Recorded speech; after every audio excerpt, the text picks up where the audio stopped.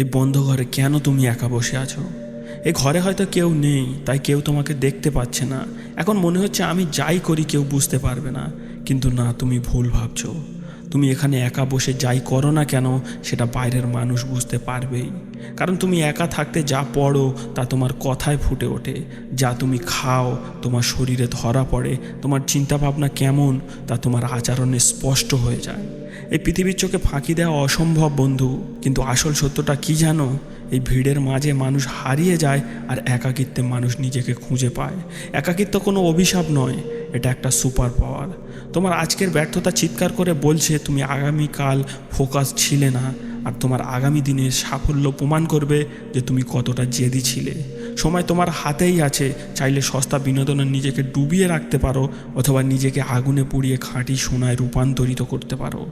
একটা কথা মনে রেখো, তুমি যখন সফল হবে তখন তোমার না ঘুমানোর রাতগুলো ইতিহাস হয়ে যাবে, কিন্তু তার আগে তোমার স্ট্রাগলের গল্প শোনার মতো সময় কারণ নেই। তাই কথা বন্ধ করো, কাজ শুরু করো, নীরবতা বজায় রাখো।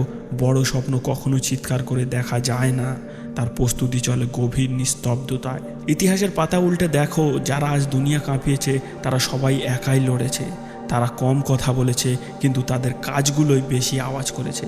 আজ আমি তোমাদের এমন কিছু মানুষের গল্প বলবো যারা একাকিত্ব আর অন্ধকার থেকে উঠে এসে ইতিহাস গড়েছে।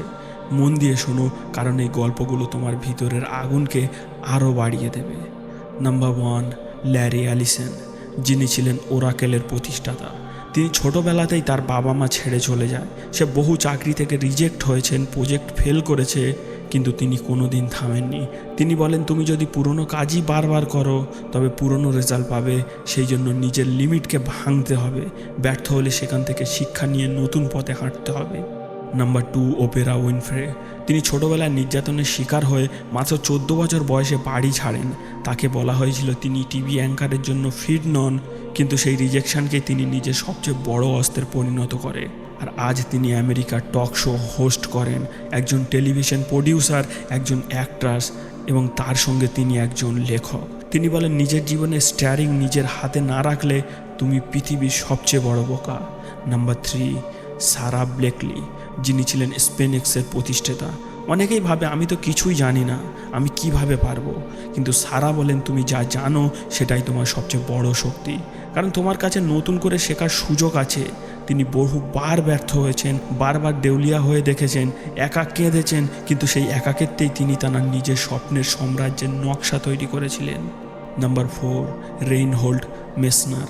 বর্তমানে তাকে পর্বত আরোহণের ঈশ্বর বলা হয়, যিনি এভারেস্টে একা অক্সিজেন ছাড়াই উঠেছিলেন। এক অভিযানে ভাইকে হারিয়েছেন, নিজের আঙ্গুলকে হারিয়েছেন, তবু ভয় পাননি। তিনি প্রমাণ করেছেন বিপদকে ভয় পেলে জীবন শুরু হওয়ার আগেই শেষ হয়ে যায়। পাহাড় যেমন বিপজ্জনক, জীবন ঠিক তার থেকেও বেশি বিপজ্জনক। নাম্বার 5, ম্যাডাম সিজে ওয়াকার। তিনি হলেন আমেরিকার প্রথম সেলফ মেড নারী কোটিপতি। তিনি চরম দরিদ্র আর কষ্টের মধ্যে দিয়ে বড় হয়েছেন, কিন্তু তার জীবনের মন্ত্র ছিল সুযোগের অপেক্ষায় বসে থেকো না, নিজের সুযোগ নিজে তৈরি করো। তোমার কষ্ট, তোমার অভাব, এগুলোকে নিজের ভিতরে জ্বালানি হিসাবে ব্যবহার করো। সব কিছু সহজে পেয়ে গেলে মানুষের ভিতরের খিদেটাই মরে যায়। বন্ধু, তুমি যা গভীরভাবে বিশ্বাস করো তুমি ঠিক তাই হয়ে ওঠো। এই মানুষগুলোর কাছে কোনো জাদুর কাঠি ছিল না, তাদের ছিল জেদ আর একাকিত্বে কাজ করার ক্ষমতা। এখন আয়নার সামনে দাঁড়িয়ে নিজেকে প্রশ্ন করো, কোন ভিড়ের অংশ হতে চাও তুমি? আজ থেকে ঠিক 10 বছর পরে 2036 সালে নিজেকে কোথায় দেখতে চাও? তোমার লক্ষ্য কী? নিচে কমেন্টে এখনই জানাও। আজ এই ভিডিওর নিচে তোমার কমেন্টটা হয়তো 10 বছর পরে তোমার সফলতার সবচেয়ে বড় প্রমাণ হয়ে থাকবে। যদি জীবনে সত্যি কিছু করতে চাও তবে আজ থেকে শান্ত হও এবং নিজের কাজে ফোকাস করো। আর এই ভিডিওটা ভালো লাগলে লাইক করো এবং যুক্ত থেকো আমাদের সাথে। দেখা হবে পরের ভিডিওতে, ততক্ষণ পর্যন্ত নিজের উপর বিশ্বাস রাখো।